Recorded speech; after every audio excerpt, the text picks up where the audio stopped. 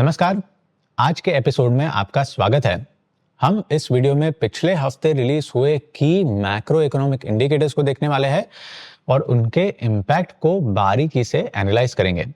अब सबसे पहले तो पिछले वीडियो में आपको याद होगा कि हमने इंडिया का ट्रेड डेटा डिस्कस किया था, जिसमें हमने देखा था कि जनवरी 2025 में इंडिया के एक्सपोर्ट्स जो है वो 2.4% से डिक्लाइन हुए मर्चेंडाइज एक्सपोर्ट्स, और मर्चेंडाइज इंपोर्ट्स जो है वो 10% से बढ़े। अब ये हो गया मर्चेंडाइज के बारे में, और सर्विसेज का ट्रेड डेटा जो है वो तो पॉजिटिव था। 24% उसके एक्सपोर्ट्स बढ़े और 23% करीब उसके इंपोर्ट्स बढ़े। लेकिन बिकॉज मर्चेंडाइज इंपोर्ट्स जो है वो एक्सपोर्ट से ज्यादा है, कहीं ज्यादा है, हमारा जो ओवरऑल ट्रेड डेफिसिट जो था जनवरी में वो बड़ा है। तो वो $3 बिलियन जितना रहा है जनवरी महीने में। अब ट्रेड डेफिसिट बढ़ा यानी कि इंपोर्ट्स अगर एक्सपोर्ट से ज्यादा हुए तो एक्सपोर्ट से जो डॉलर इनकम हमें मिलती है वो इंपोर्ट्स का पेमेंट करने के लिए इनफ नहीं रहती, राइट। तो ये इंपोर्ट का बिल पे करने के लिए हम डॉलर्स लाएंगे कहां से?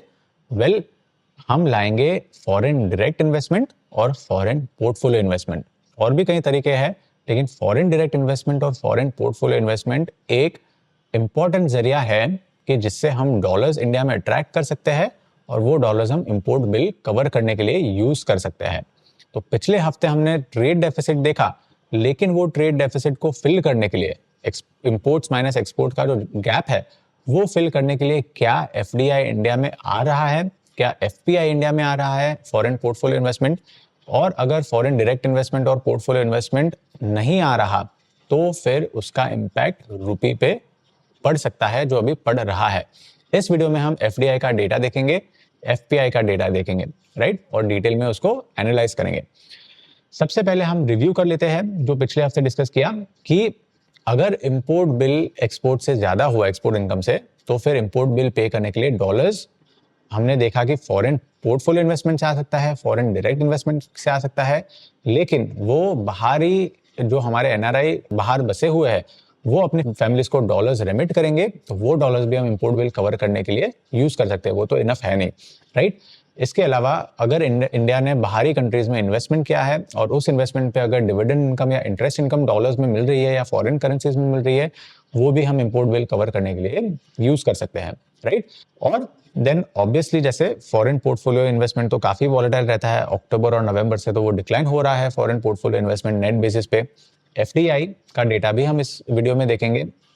अगर ये इनफ नहीं है, अगर एफडीआई भी इनफ नहीं है, तो फिर लास्ट एवेन्यू इंडिया के पास क्या बचता है इंपोर्ट बिल कवर करने के लिए? लास्ट एवेन्यू ये है कि इंडिया को मार्केट में रुपी बेच के डॉलर्स खरीदने पड़ेंगे, राइट। रुपी बेचेंगी तो नेचुरली रुपी पे प्रेशर आएगा और रुपी डेप्रिशिएट होगा।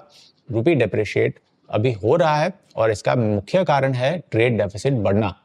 इंपोर्ट्स अपने आप में ज्यादा होना डेवलपिंग कंट्री के लिए बुरी बात नहीं है एक्सपोर्ट्स से, क्योंकि इंपोर्ट ज्यादा डेवलपिंग कंट्री के होते हैं अगर इंडस्ट्रियल ग्रोथ रहता है। तो फॉर इंस्टेंस अगर इंडिया का जो क्रूड ऑयल इंपोर्ट है वो बढ़ रहा है तो ये एक प्रतीक है कि शायद इंडिया में इंडस्ट्रियल एक्टिविटी बढ़ रही है, क्योंकि इंडस्ट्रीज में क्रूड ऑयल यूज होता है, पेट्रोलियम यूज होता है, डीजल यूज होता है, नाफ्ता एलपीजी यूज होता है, राइट।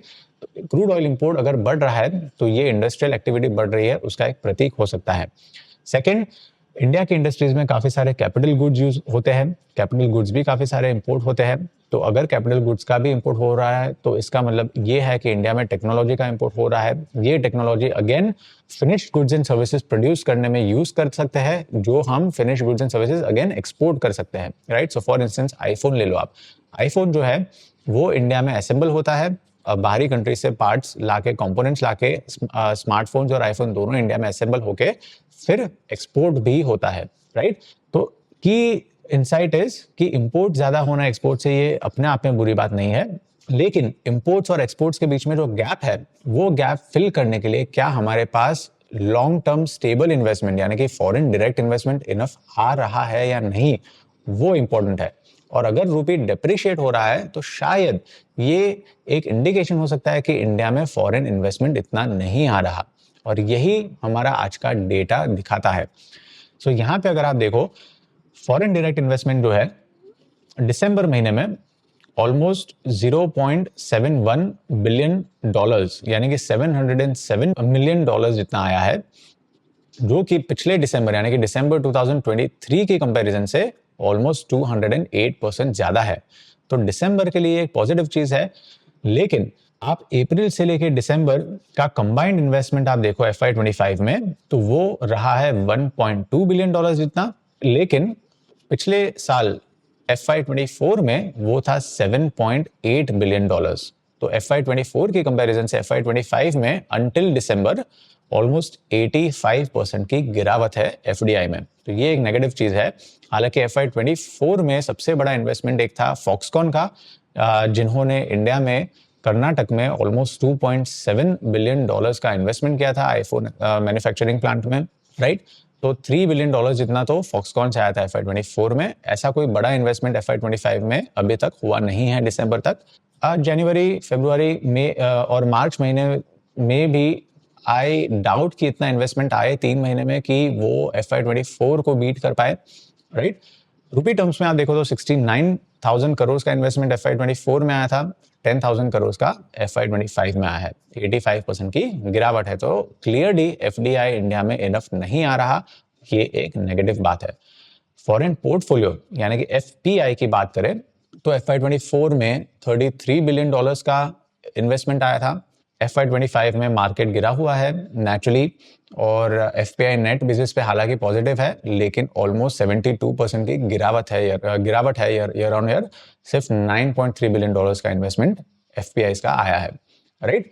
FPIs और FDI इन्वेस्टमेंट इंडिया में ज्यादा आ नहीं रहा इस साल। इसके कारण रुपी शार्पली डेप्रिशिएट हो रहा है। क्यों डेप्रिशिएट हो रहा है? क्योंकि इंडिया मार्केट में रुपी बेच रही है और डॉलर्स खरीद रही है, क्योंकि इंडिया के इंपोर्ट्स बढ़ रहे हैं, राइट। तो इंपोर्ट्स बिल कवर करने के लिए, बिकॉज FDI और FPI इनफ नहीं है, इंडिया मार्केट्स में रुपी सेल करके डॉलर्स खरीद रही है इंपोर्ट बिल कवर करने के लिए। तो आई होप ये लॉजिक आपके लिए क्लियर रहा हो। इसके बाद हम GST और ई-वे बिल का डेटा देख लेते हैं क्विकली। और GST और ई-वे बिल में हमारे पास जनवरी का डेटा है। ई-वे बिल्स अगर आप देखो तो जनवरी में ऑलमोस्ट 25% से बड़े हैं, और GST कलेक्शन जो है वो ऑलमोस्ट 13% से बड़े हैं जनवरी में। तो काफी पॉजिटिव चीज है। लेकिन अगर इसको थोड़ा बारीकी से एनालाइज करें, सबसे पहले तो ई-वे बिल्स है क्या? वेल, जो भी गुड्स इंडिया में ट्रांसपोर्ट हो रहे हो इंट्रा स्टेट या इंटरस्टेट, और इन गुड्स की वैल्यू अगर 50,000 रुपए से ज्यादा है, तो उन पे ई-वे बिल जनरेट करना जरूरी होता है। अगर ई-वे बिल बढ़ रहे हैं तो इसका मतलब यह है कि ज्यादा गुड्स ट्रांसपोर्ट हो रहे हैं, और अगर गुड्स ज्यादा ट्रांसपोर्ट हो रहे हैं तो दैट मीन्स कि इंडिया में गुड्स की डिमांड भी शायद बड़ी हो सकती है जनवरी में। लेकिन ये जो ग्रोथ है वो ग्रोथ ज्यादातर डिमांड के कारण नहीं है। एक्चुअली क्या हुआ है कि जनवरी में एक रूल लागू हुआ है ई-वे बिल्स में, और ये रूल ये कहता है कि अगर आज के दिन कोई कस्टमर ने गुड्स खरीदे, राइट, वो गुड्स का बिल आज जनरेट हुआ, इनवॉइस आज जनरेट हुआ, तो विद इन 180 डेज यानी कि विद इन 6 मंथ्स उस गुड्स का ई-वे बिल जनरेट करना जरूरी है।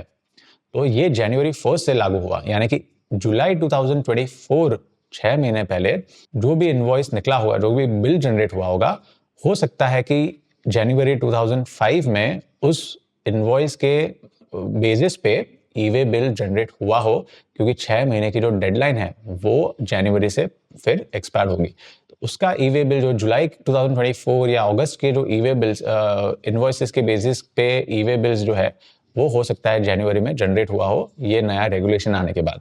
तो उसके लिए ई-वे बिल्स शायद हो सकता है कि वन टाइम बम्प जनवरी में हुआ है। फरवरी में देखना पड़ेगा कि ये कंसिस्टेंटली हाई रहता है या नहीं, आई डाउट पर्सनली। और GST कलेक्शन की अगर बात करें तो वो भी 12.8% बढ़े हैं। लेकिन GST कलेक्शंस में ध्यान रखने की बात यह है कि जनवरी में जो GST का कलेक्शन हुआ है वो दिसंबर के बिजनेस एक्टिविटी पे हुआ है, राइट। यानी कि कोई भी महीने की 20 तारीख तक पिछले महीने का GST पे करना होता है बिजनेसेस को, यानी कि जनवरी 28 तक दिसंबर का जो GST है वो पे करना होता है। तो दिसंबर में हो सकता है कि जो बिजनेस एक्टिविटी है वो शायद पॉजिटिव रही हो, पिकअप रही हो, जिसके कारण GST कलेक्शंस जनवरी में बढ़े हैं। जनवरी में भी कुछ पॉजिटिव इंडिकेशंस भी है, जैसे हमने पिछले कुछ हफ्तों में देखा कि ऑटो सेल्स जो है, स्पेशली पैसेंजर व्हीकल सेल्स, जो कि अर्बन डिमांड का एक प्रतीक है, पैसेंजर व्हीकल सेल्स ऑलमोस्ट 15% बढ़े जनवरी में। मीडियम कमर्शियल व्हीकल्स के सेल्स जो है वो 24% बढ़े थे जनवरी में, राइट। तो थोड़े थोड़े इंडिकेशंस भी है कि इलेक्ट्रिसिटी जनरेशन भी हमने पिछले वीडियो में डिस्कस किया था कि वो भी थोड़ा थोड़ा मॉडरेटली हाल ही के बढ़ रहा है। तो थोड़े थोड़े इंडिकेशंस है कि शायद इकोनॉमिक एक्टिविटी रिवाइव हो रही हो, लेकिन जो न्यूएंसेस हमने डिस्कस किए उसको ध्यान में रखना जरूरी है। तो आज के वीडियो में इतना ही। आई होप ये इंसाइटफुल रहा हो। मिलते हैं अगले हफ्ते, तब तक के लिए हैव अ गुड वीक।